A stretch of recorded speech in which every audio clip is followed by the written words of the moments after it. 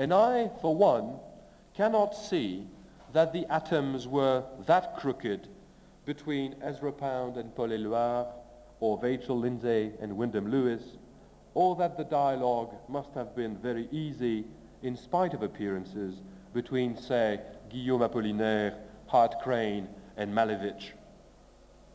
Modernism is often very contradictory within itself to begin with, and it doesn't seem, therefore, to be a particularly commodious foil to define a contrario what it might not be, unless one erased the specificity of artists regrouped under this label, and thereby, of course, lose all usefulness beside anecdotal. After all, post-impressionism, to take only one example, was only known as such long enough for differences and particularities to appear that were to make its use no longer possible. This is why, just as modernism is a catch-all label that only believers in a somewhat tardy type of literary history could possibly love, we can hardly be astonished that the concept of postmodernism be wide and vague enough to accommodate any textual phenomenon that differs in some way from the most conventional realism. If, that is, we consider that there has ever been such a thing to begin with, one that could be illustrated by writers presenting any interest at all, since all good writers and artists escape the definition in one way or another. Under such conditions, it can be little else, it seems to me, than what has been called, rather jokingly, zeitgeist postmodernism, in order to underline its vagueness and compare it to, say, mannerism, according to Hocker, that had such a wide definition that it no longer had any useful or enlightening critical potential, or, to take another example, to the word romanticism, as it gets devalued into the weepy sentimentalism that is used as some sort of objective correlative for after-drinking speeches. In our days, the Baroque is threatened with equally abusive reductions and generalizations, so that eclecticism, a sign under which postmodernism is always hastily lodged, happened to be, for Valéry, for example, a distinctive trait of modernism itself, of the period we know as modernist. I quote from Valéry again, a definition of modernism which could very well be the definition given today of postmodernism, very strangely. Valéry says, in a given book of that period, it's a book he's talking about that was published in 1914, and not among the worst, one finds effortlessly an influence of the Russian ballet, a touch of Pascal's somber style, quite a few impressions of the Goncourt type, a little Nietzsche, a little Rimbaud, some effects due to the frequentation of painters, and sometimes the tone of scientific publications, end of quote. So that the definition of modernism or postmodernism as a desire to manipulate all pasts and to mix all discourses while equalizing them finds itself somewhat relativized, as well as one of the most secure uses of the term postmodernist, and that use among the most secure is that of Charles Jenks, which saw postmodernism appear in architecture in the mid-70s at a time when architects played with classical motifs and thereby denied them any particular status. If we agree, and this is moving into the more literary dimensions of the problem, if we agree that after the great disillusionments suffered by the Western world because of the First World War, particularly in the United States, where idealism had widely presided over entering the war, a situation in which many saw that, I quote, gods and dreams were dead and all faith in man shaken, as Francis Scott Fitzgerald would put it. If that period then, that situation was propitious to hypostasizing art into an absolute and ultimate value, then we do indeed confer a certain unity upon an artistic period. But by the same token, from that moment on, we should forbid ourselves to use the term that defines it to refer to any production that came before the event supposed to have given it birth, as well as to any other chronologically following the Second World War, thus encompassing modernism roughly between the turn of the century and 1950. If we do that, it should also invite care in the measurement of the rhythms and differences in evolution from one artist to the other, and even within the production of any single one, from one work to the other, prudence in overgeneralizing a label that no creator ever used without the tongs of inverted commas.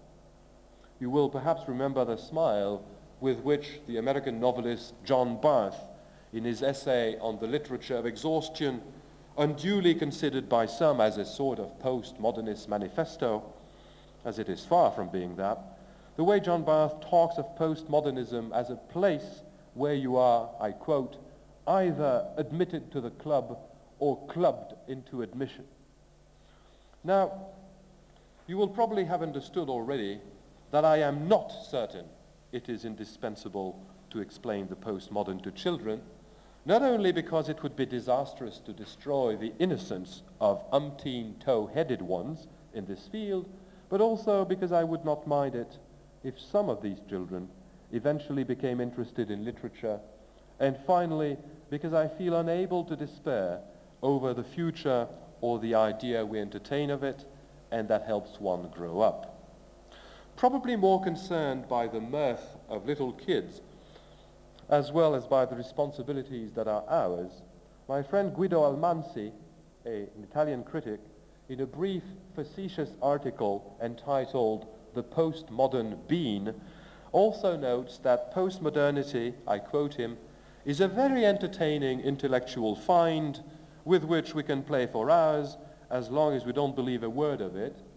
And he insists in a way that not only delights me, but allows me a transition to my further remarks that, I quote him again, the danger is not so much believing in postmodernism as in its brilliant future. Because such, it seems to me, are the stakes of the prefix that occupies us. This is, it seems to me, where ethical and aesthetic questions mix, between which two appellations are torn. If the pause indicated by the hyphen after post, in post whatever, were not so long as to indicate a breakaway from modernism and was able to vectorize itself as elsewhere, as becoming, whether it be the consciousness of a necessarily updated modernism, as Linda Hutchin puts it, or one pushed to the limits of its logic, most modern, as Christine Brooke-Rose puts it, or again, lost forever, lost modernism maybe. If such was the case, we could sit back and think it over a while. As a transition, we could understand, as William Johnston explains, that because there is no longer a dominant style or conviction, it is possible to arrange in striking configurations elements borrowed from all former styles and convictions, a sort of new eclecticism. We could agree with him that the postmodern position offers, among other attractions, that of promising openness, flexibility, change, and the absence of all censorship, that it seduces intellectuals that no longer aspire to give a form to the future, and that, among other inconveniences, it suffers from a lack of coherence, a lack of precise direction, an inability to generate the least consensus, that because it is alien to all passionate commitment, postmodernism can literally mean all and anything for everybody, that it is a climate that no longer imposes any norm. But I certainly cannot avoid seeing in this phenomenon a manifestation of what Thomas Kuhn describes in the structure of scientific revolutions when he analyzes the temptation there is to prolong the crisis by institutionalizing it. And that in order to get out of this one crisis, as from other crises, a will might be applied to a different set of attitudes. You see, the problem posed by the prefix post, as I read it, is not only that its essentially chronological nature contradicts and betrays what usefulness postmodernity and postmodernism themselves might have. In effect, the possibility of reading in a new light the works of the past, thus recuperated ex post facto and redynamized for the greater glory of the present. It is not only that its linear features bring it close to a sort of teleological vision of the evolution of artistic forms, contradicted both by its lack of faith in all projects and its advent on the corpse of all vanguards. It is not only because its peripheral adaptation to other terms in order to flesh out the postmodern occasionally gives birth to lexical monsters, such as the one of post-contemporary, which I read under the pen of an American colleague.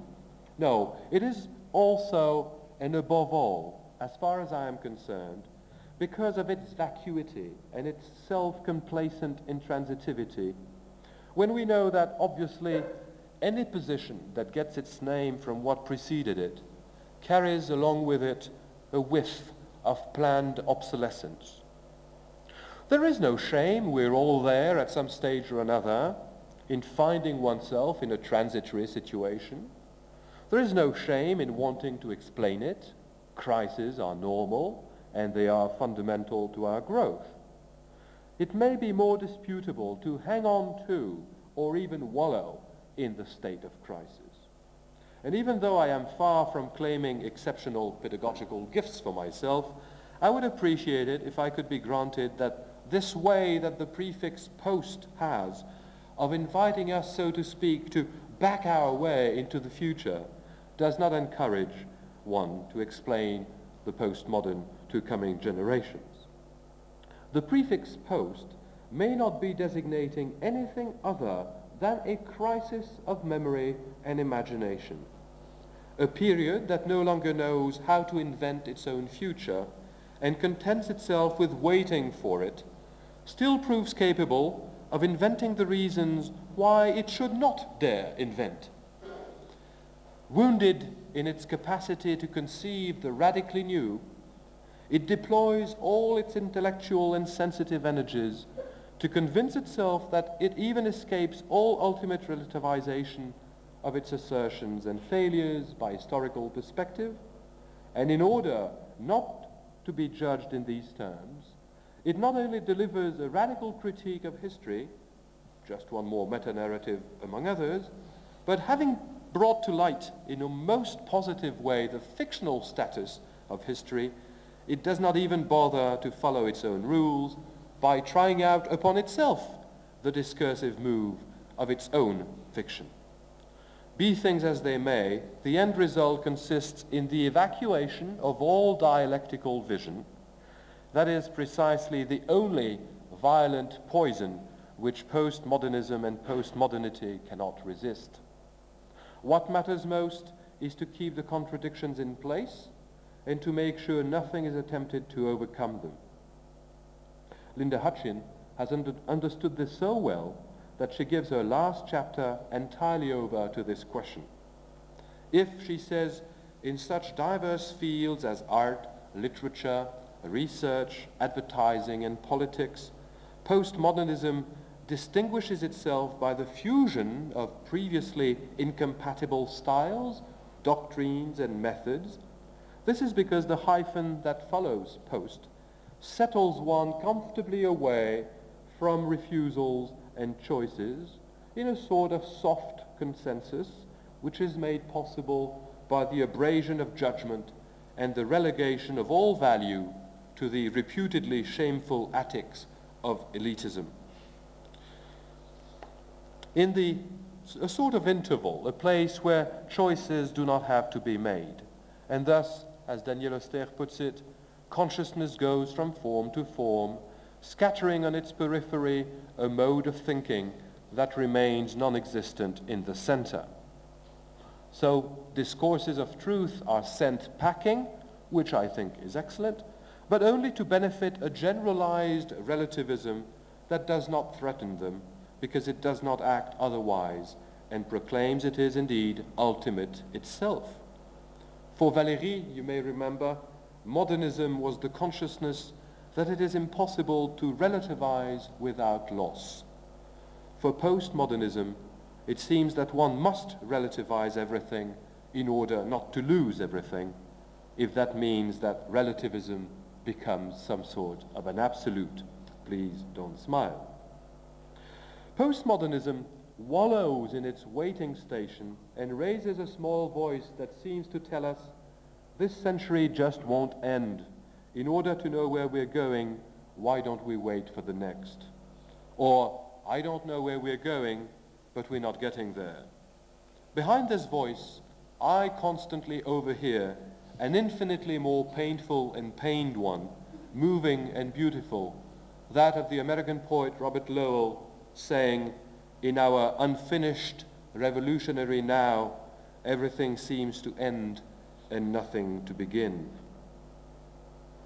Charles Russell has proceeded to a very fine analysis of the major contribution of postmodernism, which according to him will have been to recognize the fact that any system of meaning in a society takes its place within the whole of semiotic systems that structure society and confer to this system its own social validation. And if this analysis is jeopardized by its non-application to the very phenomenon that it concerns, if the postmodern comes down institutionally to a sort of mere academic bonanza made for cultists of a tinkered new that makes it possible to dissimulate under a wooden language, conceptual stenography, and psittacic discourse the abandonment of all and any question of value, then I am not really interested. If it is a mere refuge, then indeed, no, I cannot see that it is indispensable to explain the postmodern to children as Jean-François Lyotard would have it, because too many things depend on children, and one may be too much in love with dissidence to be satisfied at the dissolution of margins and the banalization of difference. And such is my case. Such is the case of someone who spends his time reading contemporary American fiction in order to try and discern relevant forms, and who does not find that the concept of postmodernism has ever been, for that purpose, very useful to him. If I may sum myself up at this point before moving on, one, I am not sure that there is such a thing as postmodernism. Two, if it exists, and as that 18th century priest would answer when asked what he thought of sin, I'm against it. And three, and most important, it never helped me understand anything. First, I don't think it's true that the most representative artists of our time, and particularly writers, have abandoned all hope, as we are told. The narrowness of the scope of the literary corpus used by the people who theoreticize postmodernism could suffice, in my view, to explain the superficiality of their conclusions. It's always the same 2 or 3 authors who are used, and there are about 500 that could bring different conclusions. Having no longer at hand any manifestos, one would need a little more than the eternal quoting of the self-same works in order to be able to compose a photography of postmodernism. The only literary manifestos linked in any way with the question I'm dealing with that have, if I may say, manifested themselves during the most recent period in the United States have been either so general as to be more welcoming than the exercise usually allows. I'm thinking of prefaces written to collections of stories published by the Fiction Collective, for example, or they have been read wrongly and subsequently amended. This is what happened to John Barth's essay on the literature of exhaustion. Or again, it's been a sort of mutual exercise of mutual promotion, an exercise in the promotion of friends. I'm thinking of the correspondence between several writers. I'm thinking of the several journals that have come up with rather provoking attitudes, Black Ice in Boulder or Blatant Artifice in Buffalo. And then other manifestos that are available have either repudiated the notions and principles that underpin postmodernism, or have given a sort of quasi-commercial version of it. So that a great variety of aesthetic choices being available, it seems to me it would be particularly awkward to frame the situation, which is extremely diverse and plural, by means of a definition which would leave outside of its field of application the most vivid, creative, and innovating products of American literature these last 30 years. It's not so much that creators have become incapable of launching styles that could impose a profile on their time.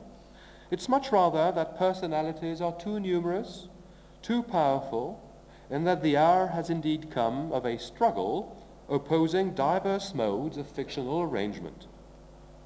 Not giving a shape to the times, as the sort of clandestine agenda of a theorized postmodernism seems to have it, is indeed, to tell the truth, what no writer of fiction can afford.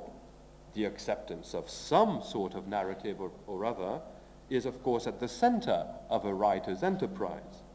And in order to determine the relative value of numerous ongoing attempts, it might be more precious, and this is the road I take, to examine the functioning and logic of precise texts than to cover them up with a sort of thick, smothering layer of terms that we should then supposedly use the text to merely illustrate.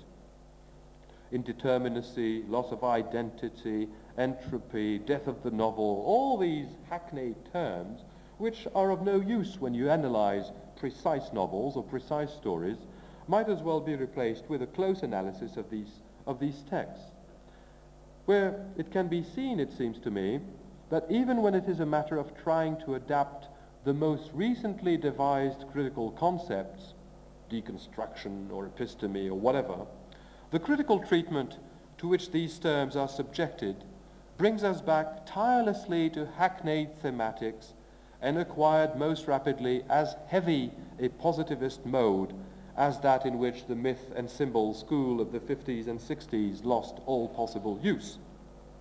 In America these days, it's as if a kind of crazed pragmatics had come over the minds of critics and theoreticians who want absolutely to placate over the texts of a period an intellectual set of tools that was devised elsewhere and for entirely different purposes. The difference between what a mostly European reflection on postmodernity may contain in terms of philosophical substratum, and what the study of a putative postmodernism, mostly in the United States, may contain in terms of aesthetic questions, may well be explained very simply by differences that are linked with cultural history. Against a background of rationalism and skepticism, relativism goes mostly of itself. But American postmodernism, in contradistinction, could be the local discovery of what a fideist and pragmatic culture had so far largely ignored or scotomized, even though it went pretty much of itself everywhere else. American postmodernism would thus deploy itself further from ethical preoccupations for the very reason that it is against the background of a long imposed system of ethics that a liberation of aesthetic forms eventually came about. For all that, the definitions and analysis of works as postmodernist most often fail to convince me, even when the game does not merely consist in taking refuge behind the ready-to-think of automatic labels and references in order not to have to handle the dirt and grease of real and always singular texts, even when a literary analysis is made more and more often, more and more generally, it is possible to guess, even before the book or the article is open in front of your eyes, what modish clichés will be found recycled in the columns or between the covers. Mostly and desperately institutional, in fact, and in spite of exceptions that are all the more admirable for being rare. Essentially, to reduce postmodernism to a set of recipes does not help read texts, and I would dispute the idea of such definitions. To say, with Harold Bloom, for example, that the work of John Ashbery is eminently postmodern is one thing. To read under his pen that he is perfectly able to distinguish in this work the best accomplishments from the failures is also one thing. But it would be quite another to explain why. And it will also probably, in my eyes at least, the only interesting one. Any suffix, and this is roaming more widely to come to my conclusion, any suffix in ism is something that hypostasizes and takes us away from the works themselves and their particularities. Any label affixed more or less willfully on a work only substitutes synecdoche to analysis and allows all ancient recourses to the most hackneyed discourses of literary history. And postmodernism does not escape that rule, and therefore finds most naturally its place in the perspective of classification and order that its theoreticians would have it deny. Talking of postmodernism in today's literary critical discourse in the United States does not help us in any way to understand the triumphs and the failures of literary works. The most one can achieve, then, is some sort of verification that this or that text fits or suits the expectations of the prevailing theoretical vulgate. The latter makes blind a criticism which can now hardly do any more than offer a sort of prearranged grid of discourse unleashed to works in progress that cannot help it, then grope around to make sure the right codes, the right reflexes, and the right references can be found in the right places. You all know the joke of the three blind men who wanted to describe an elephant, and this is the way it seems to work. Whence the comprehensible confusion in the minds of many between, on the one hand, works that are said to be representative of postmodernism as it pre-thinks itself, inasmuch as they allow one to recognize the expected, even if such works are not very powerful, and on the other, works that are sufficiently powerful to resist classification, in which case, of course, such knee-jerk criticism is completely at a loss, having made it impossible to speak outside of expected channels and illegitimate to react outside the beaten notions. Whence the failure to distinguish between experimental or pretentious gadgetry in literature that makes sure it pays homage to prevailing expectations, even if, as in many, many cases, this means indulging in the most traditional or modernist of typographic work or old hat stream of consciousness. And then there are those works who, in order to make themselves a name, do not need any kind of label. Linda Hutcheon in her book frankly says that she does not want to enter the debate over the relative value of the works, as she says. But I guess, and I suggest, that the essential part of the debate lies exactly here. By neglecting oppositions and their validity, postmodernism forbids itself any dialectics, any move beyond the image it has of itself.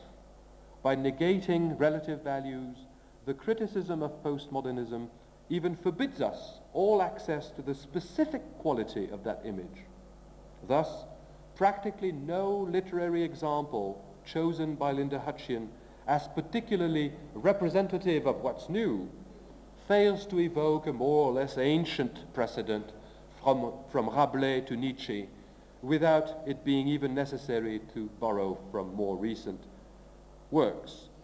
Thus, one forgets or ignores such obvious truths as Francis Sponge reminded us of, that, for example, the capacity to destroy presupposes one's full mastery of rhetorical means, or that the most radically terrorist of poets is that which best masters the instrument, the artifices, the most learned, in other words, that there is no radical innovation without a certain amount of historical lucidity, that historical knowledge and technical knowledge go hand in hand, that they are indispensable to any iconoclast who aims at minimal efficiency and historical credibility. In other words, to collect the tenets and confessions of a self-proclaimed postmodernism in order to make of them the stuff of postmodernism itself does not constitute a priori a very great intellectual risk.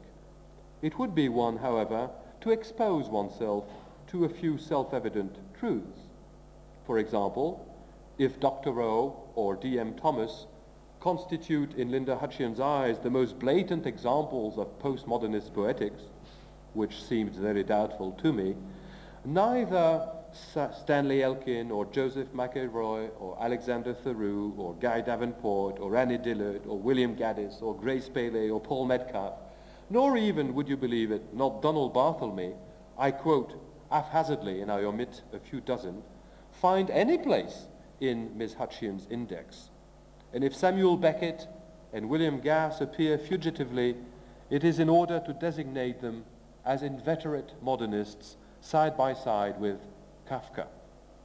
As an indication of the confusion that prevails, I refer you to a sentence in the article by Guido Almansi, which I quoted from earlier. Beckett, he says, is the living proof that there is such a thing as postmodernism. Now, if such a list of essential names in contemporary creation can be deliberately left out of the description of a tendency that would like to define our times, what, one can legitimately ask, is the usefulness of such a term? Labels have a decidedly low productivity, and I would rather avoid them. But fortunately, as bear witness the few names I have just named, the poetic word, as for itself, continues to be born, caring little for taxidermists, and goes on making us understand that one, as it was said long time ago, should not ask the poet for his identity papers. As for me, I hold that he or she who constantly brandishes these papers would be better inspired to write on sheets that better speak for himself or herself, and that the promoters of ready-made expressions that invite them to do so, thus making them prisoners, would be better inspired to accompany the works in their freedom, rather than to see in them the battlefield for institutional fights wherefrom the struggle for power is not absent, thus betraying the very source and aim of the poetic works in question. Poetic words are always wild, always unique, and should not be battered into prisons. When hastily distributed labels make them one, they invite them to resemble each other, and thereby to lose part of their power, pertinence, and urgency. Modernism has been described as an artistic moment when art was changed into a sort of sheltering value, when all other values seemed to have collapsed.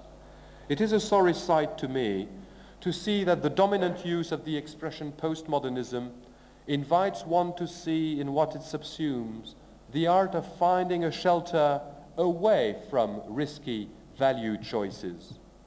Furthermore, on the one hand, literary art conceived as a resistance to the abrasions of language and as exploration of the fictions that might give a shape to the world by inventing a language able to speak it, remains the instrument of a quest on which our very own lives depend, as I'll try to show tomorrow. On the other hand, it befalls criticism and creative intelligence to indicate directions, to examine possibilities, to look into the world to come. As Paul Valéry wrote once again, everything is not false in what was abandoned, Everything is not true in what reveals itself, and the re-examination of tradition by a lucid artist is more innovative than the fleeting howls of a talentless rebel. Because I share this conviction, and because to that extent, as I hope I have explained, the heuristic power of postmodernism seems extremely low to me, I absolutely refuse, just because the prevailing doxa might seem to require that I consent to do so, I refuse grossly to make up the faces of living texts that I love, and in which I love to read both our present condition and the promise of times now germinating.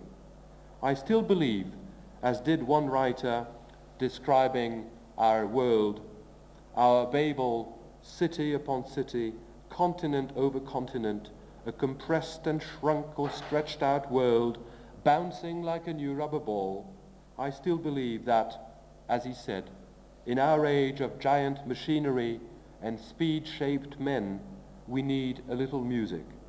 We need sons of Homer to roam the world and impress upon this howling havoc a rhythm that make it less frightening.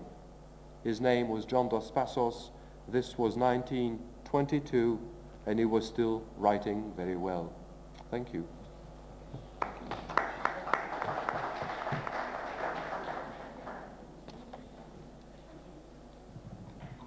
Questions? Then I think Professor Chenetier will be happy to answer them. All the more so as I apologize because the format of this lecture that was asked of me demanded that within an hour I try to explain things that do require a lot of references, and I am absolutely certain that I went much too fast over many things which I would be only delighted to go back to if that can be helpful and if it can help you make some sense out of my gibberish.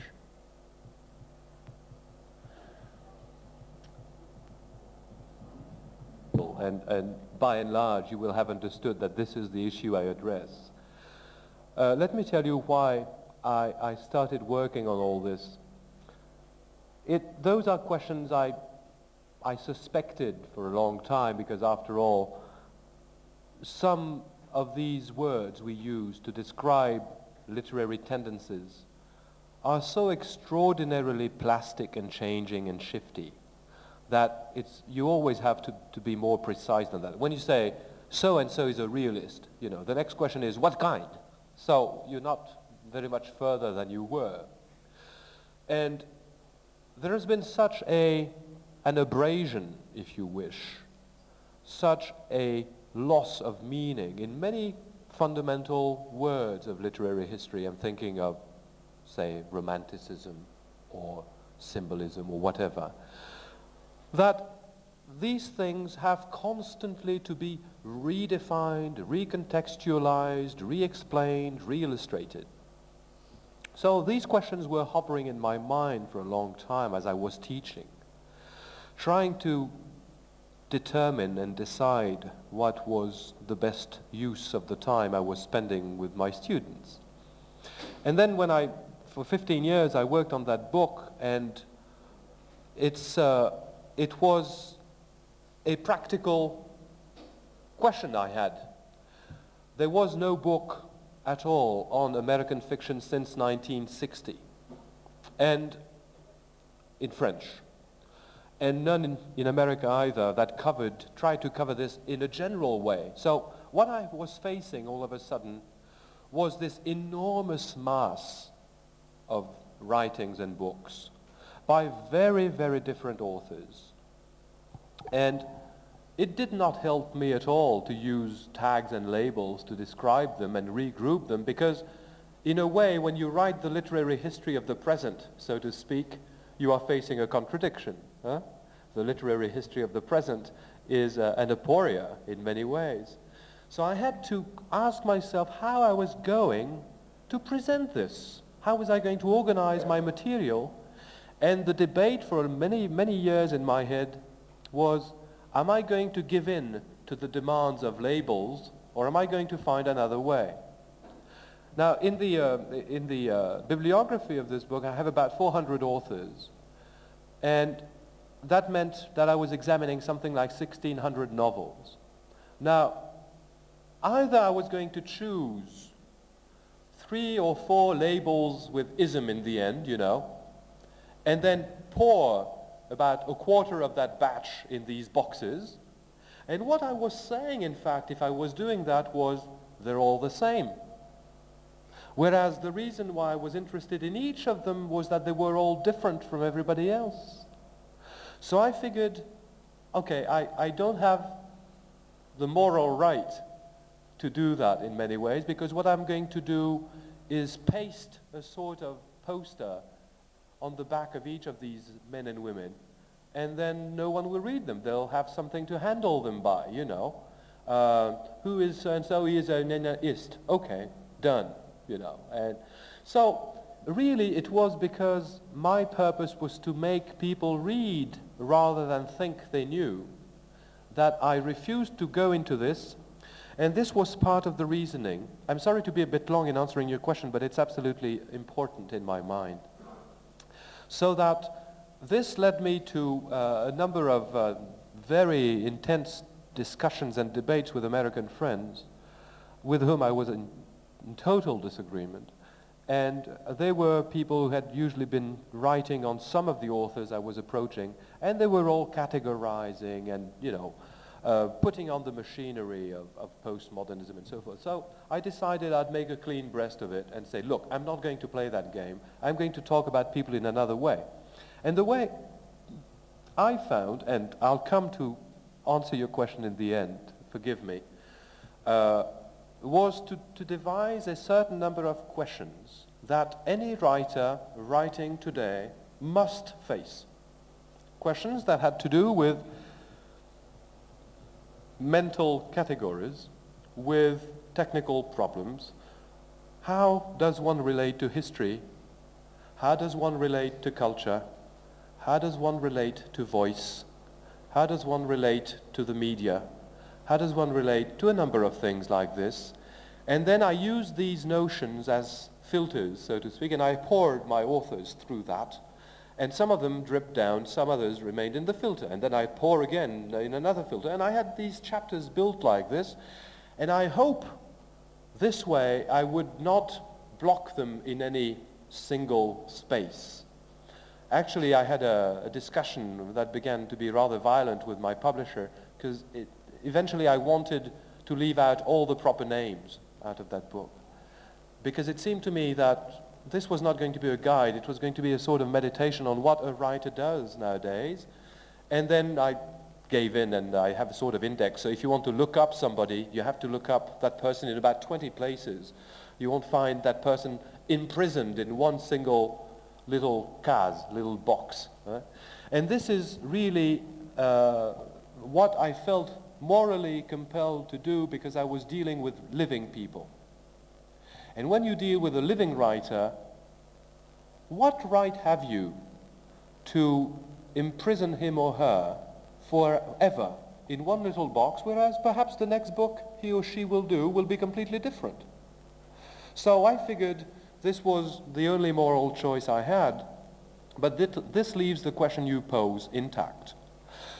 I think, by and large, I would be inclined to use, of course, what pincers we have, you know, these words to handle authors by, but every time to use them in order to show how artificial they are. And I tend pedagogically to have recourse to instruments of literary history to demonstrate the fallaciousness of literary history. Because after all, you know, you take literary history as it is written and encoded in books, and Montaigne is an author of the 16th century, and he's supposed to be back there, right? He's the most modern person I've ever read. You know, I read him constantly. It's infinitely more modern than people writing today in many ways. There are lots of dead people writing today, you know. People with whom you can have no real intellectual conversation. And I have my conversations with people who sometimes have been writing 3, 4, 5, 6 centuries ago, more productive than with contemporary things. If you say Shakespeare is a classical English, and then there are aspects of Shakespeare that are Baroque, aspects of Shakespeare that are Romantic, aspects of Shakespeare that are very modern, or postmodern, whatever. There are aspects of these people which are extremely diverse. So recognizing tendencies, recognizing inclinations in the work of a writer, and trying to see how these things are mixed in the unique personality of that writer, I think might be interesting. If we may move over to American literature, someone like Herman Melville, for example, is certainly an infinitely modern contemporary in many ways, far more than, say, a more recent American writer. Melville is infinitely more modern than, say, Steinbeck, by many miles, by many years, still posing questions that are fundamental to the writing of literature today. So am I going to say he's just one of these American romantics and leave it at that? I'm not going to have said very much when I've done that, will I? So, of course, we need guidelines, we need, but after all, try and think of it in terms of more usual descriptions. You go somewhere, is it enough that you're introduced by your nationality? Here is Mr. So-and-so, he's a Frenchman, or he's a Moroccan, or he's you want things to go on and say, yes, but I also do this, I have this type of family, that's what, I like ice cream, I don't, these are my aesthetic tastes, this is the way I react, I'm nervous, I don't sleep at night, whatever. Once you have used the larger category, you've only done part of the work, basically. The larger frame is not enough to pinpoint what an important writer is and is only. Great writers are not compared with others, cannot be compared because they're very specific, their writing is specific. So the closest one can get to the specificity of a writer, the better, it seems to me, which doesn't mean we have to discard the larger categories. It helps to rough out the scene. And it is a good idea to know that what we refer to as being classical literature in French literature means roughly the 17th century, which probably is not true in Arabic literature. I suppose classical would go back further in Arabic literature. So all these things are so moving, you have to constantly qualify them. The word realist, for example, is, everybody is a realist, depends what reality is describing. Nabokov used to say that the only word that has no meaning at all without inverted commas is the word reality. You need inverted commas to make it mean anything, because otherwise it's so wide that it doesn't mean much. So the same thing applies for labels, and I tend to be rather wary of their use, which doesn't mean it doesn't have a certain utility. Sorry to be so ambiguous in my answer, but I don't think there is any much truth in clear-cut answers. Pose it, which I may rephrase for all of you who didn't hear. The question is, doesn't that problem come today because of the sheer mass of publications compared, say, with the 18th century or whatever? The question allows two entries into it. Because in a way, what we have retained of the 18th century is the mass of writings that seem to correspond to the idea we had of the 18th century. You see what I mean? I mean, literary history also sorts out and eliminates what doesn't seem to fit. If you go back to, say, talking about 18th century literature, if you go into libraries and start looking up what was published between 1701 and 1800, there is an amazing batch of stuff, very diverse, but what we have retained for our purposes is the literature that we can rightly call 18th century literature. So there is a perverse system by which we first get a general idea of what it is, and then we extend that to a definition of the period, and then thanks to that definition we exclude whatever doesn't correspond. So I still believe that in 18th century literature, for example, to pick up your example, there probably are writers who don't correspond. I keep, for example, using as points of comparison for contemporary American fiction people like Lawrence Sterne, 18th century British writer, Diderot, Jacques le Fataliste, which, of course, people who do not resemble their contemporaries necessarily and are closer to us. Cervantes, in the 17th century, early 17th century, is more modern in many ways than many people writing today. So there are these things. One of the uses, I think, of the ongoing reflection on postmodernism is that it allows us to reread predecessors in a different light. And this is extremely useful. Once you've read contemporary writers, you read their predecessors differently. In a way, it is the contemporaries who influence the past, not the past who influences contemporaries. Because the way we read works of the past very much depends on the notions we entertain today. And some of the things that 16th, 17th century readers saw, we no longer see, but we see things they couldn't. You might say that Freud influences Shakespeare. You see, it's not a stupid proposition. It certainly influences the way we read him. So there is that aspect of your question, which is made more complex by the fact that indeed when I'm writing something like this, my nose is just on it, you know. I have no distance. And there are these books coming out at an incredible clip. I read one, 10 are printed. I read one of the 10, 200 come in. You know, I'm swamped. I can't really survive this. And I therefore make choices which are not entirely arbitrary, I hope, but certainly are subjective. I can defend my choices, but they are choices. And there is probably another history of the same 30 years that can be written, not mentioning any one of my authors, and other authors I haven't mentioned, probably. I still believe I could argue very, very forcefully with somebody who would propose that some of the writers I describe as essential to the period are not. I would certainly argue that. But certainly there is the fact that we are lost in the middle of all this. There is an immense production, and it's harder to see the simple line that runs through contemporary production. If we were living in 2350 instead of 1993, my job would be easier to talk about some of these authors writing in the last 25, 30 years. There would have been a sort of decantation. Some would have been completely forgotten, wiped out, wiped off the map, and some others would have established their importance. But who does that? Then the next question comes. You see, it's the third angle, coming back to the first remark I made.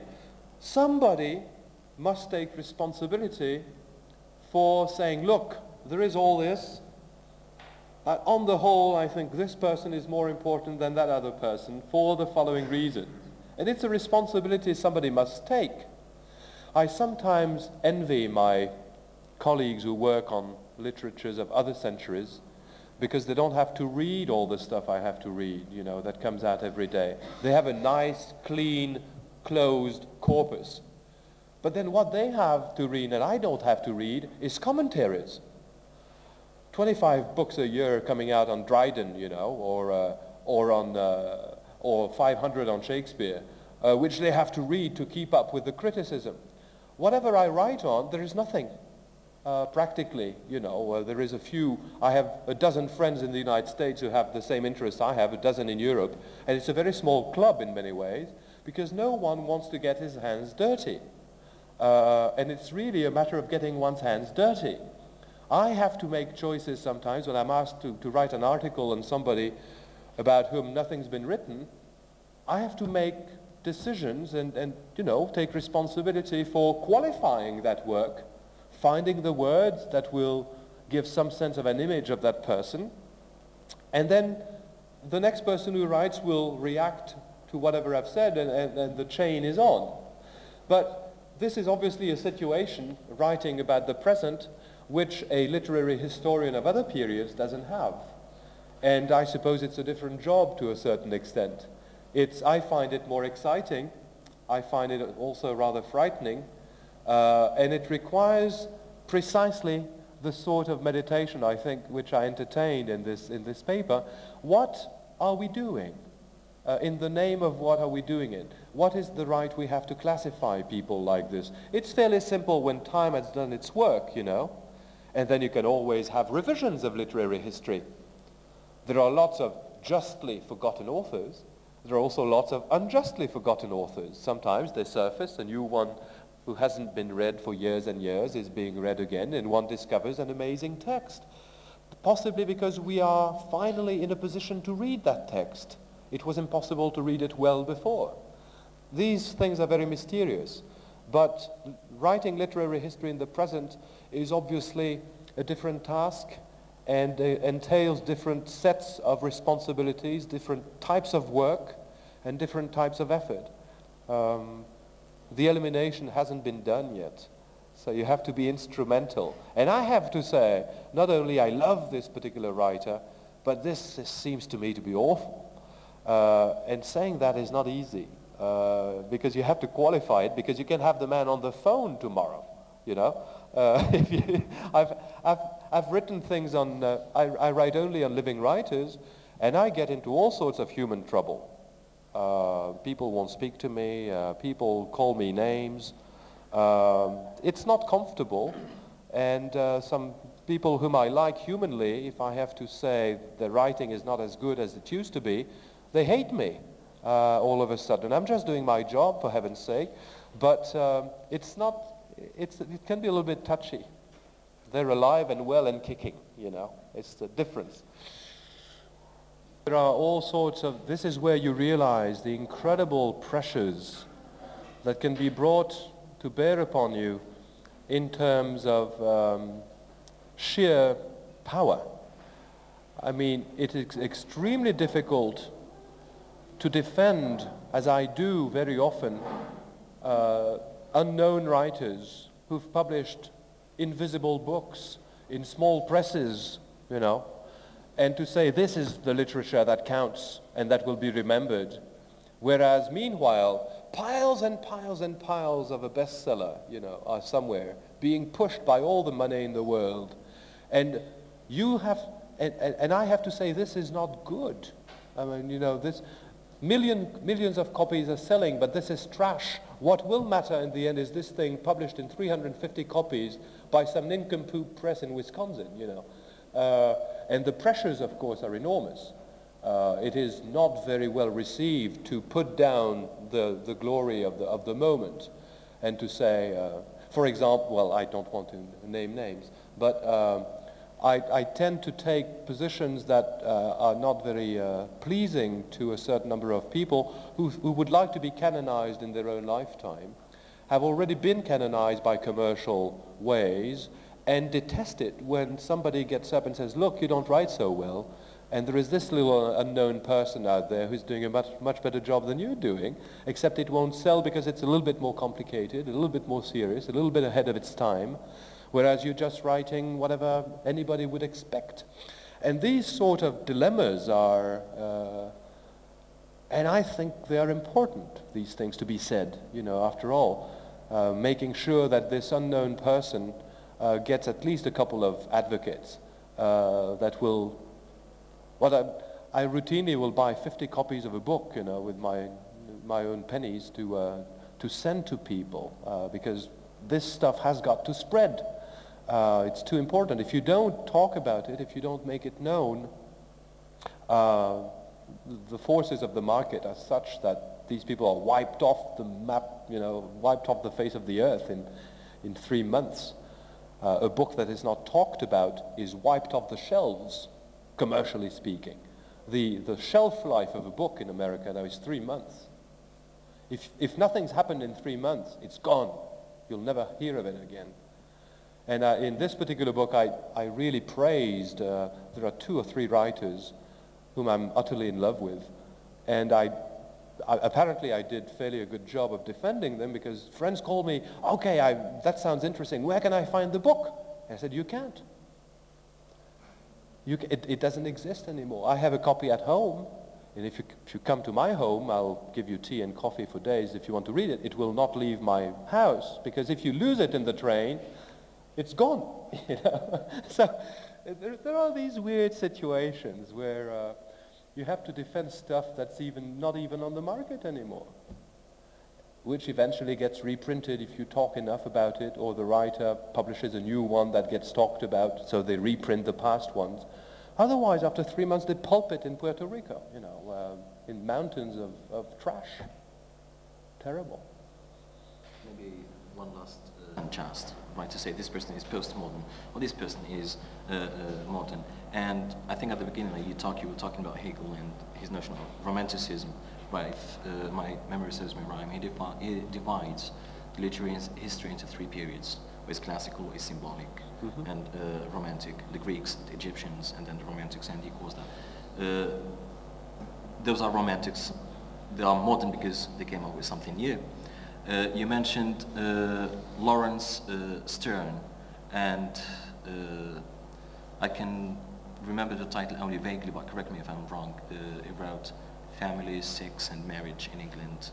I mean, one of his books, and he was... It's mostly Tristram Shandy I had in mind, which is okay, right. Yeah. I mean, it's another of his books in which he dares to talk about pornography and all that stuff. Can we call him modern?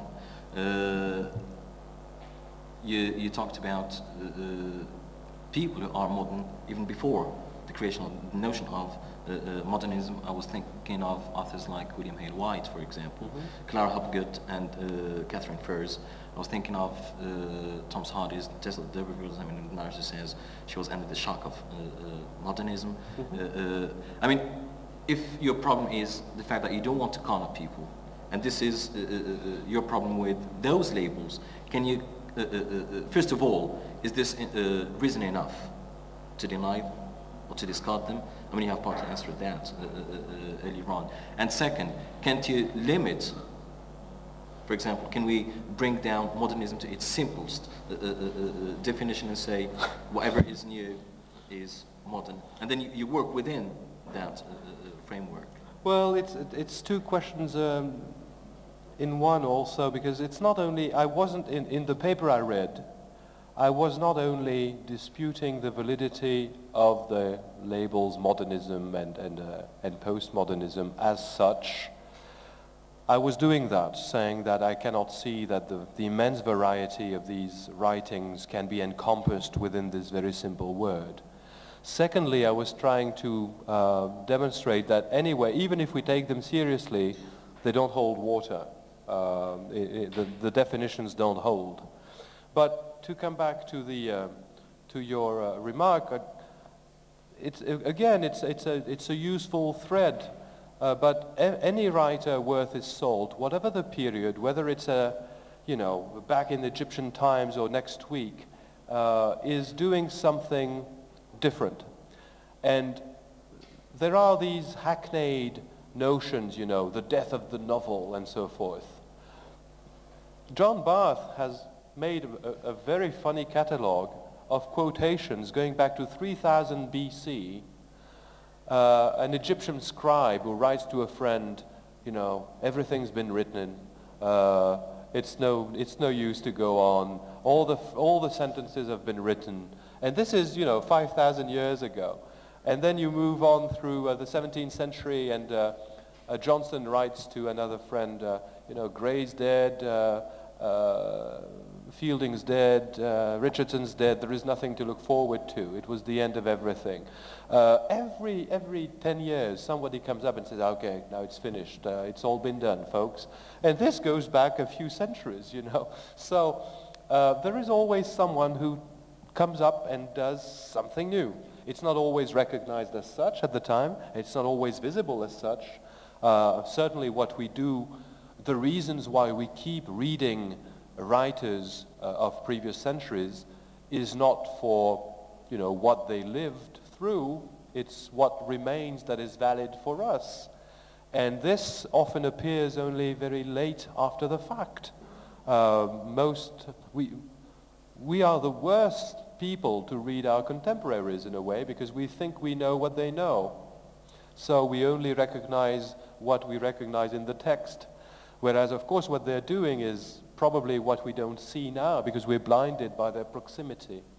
So I suppose leaving them a free rein is the only chance we have to see them develop in our minds. And I don't think that by classifying people immediately, we learn very much is all. I think we learn more by asking ourselves questions that are difficult to answer than by asking questions we know the answers of.